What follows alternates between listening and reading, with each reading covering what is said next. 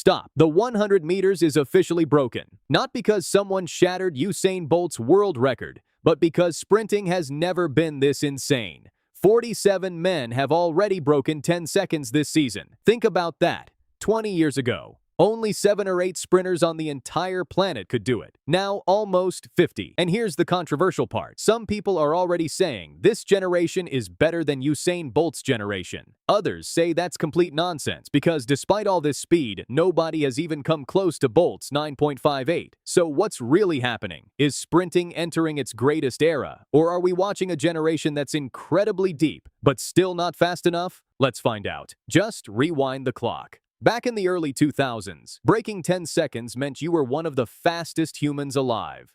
Maurice Green ruled the event. Only a handful of athletes could even dream of running sub-10. Then, everything changed. Usain Bolt arrived. In 2008, he didn't just break the world record. He destroyed everyone's idea of what was possible.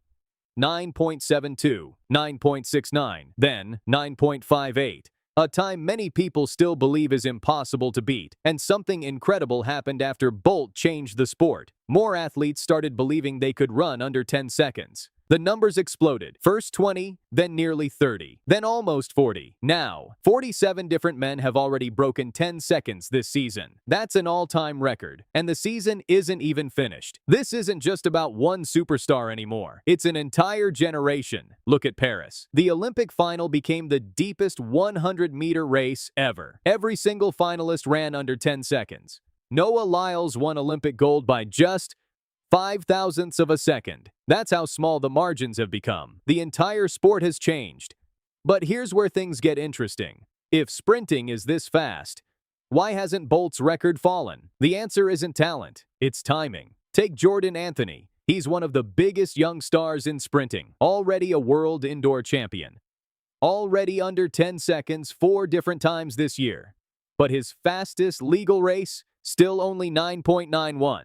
The speed is there. The perfect race hasn't happened yet. Now compare that with Usain Bolt. Bolt knew exactly when to peak. He skipped indoor seasons, protected his body, saved everything for the biggest races. Today's sprinters don't have that luxury. Indoor season, outdoor season, Diamond League, national championships, major championships. The calendar never stops. More racing often means less opportunity to produce one perfect performance. But then, something happened that made the entire sprint world stop talking. Italy's Lamont Marcell Jacobs ran 9.67 seconds, faster than almost anyone in history. There was just one problem. The wind was plus 4.1, way over the legal limit. The time couldn't count.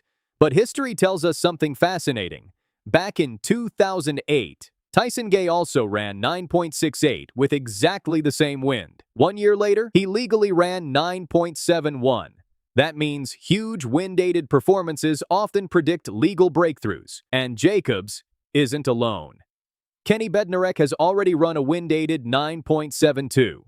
Nigeria's Kayinsola Ajayi has done exactly the same. Both later backed it up with legal sub-9.85 performances against elite competition. The speed is real. The question is, can anyone put everything together on the same day? So maybe the biggest story isn't that someone is about to break Bolt's record.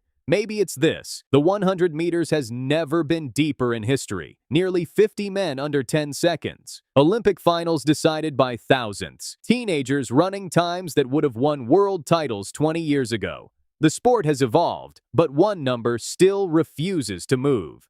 9.58. Usain Bolt's greatest masterpiece. Will this generation finally break it?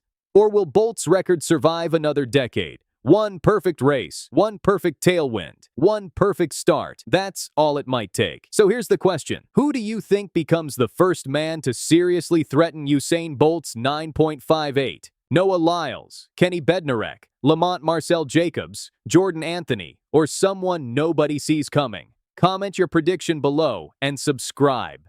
Because sprinting has officially entered its fastest era ever, and history could fall at any moment.